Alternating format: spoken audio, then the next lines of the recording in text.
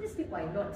And I'm just me. You know, the problem is when you are a part-time Christian fighting against the full-time devil. And you expect to win. So, you know, when you choose to be a Christian, make sure you're a Christian. Because when you choose to be a part-time Christian, you'll be afraid of even the smallest tiny things. Because you are using that time to be in part-time places. There is no way today, Friday, we see you are at church, then Sunday we find you in a bar or a pub. Child of God.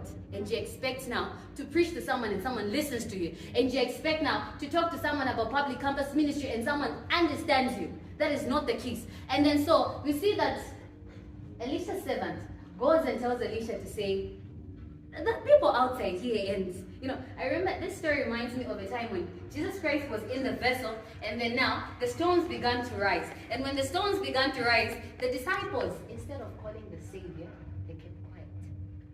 And then so after now, they would have called the Savior when they saw that the storms are just beginning. But they had to call the Savior when they saw that they couldn't handle it. The problem is when you are a child of God and you think like you can take the storms when they start and you do not call on the Savior, and you call on the Savior when the storms are worse.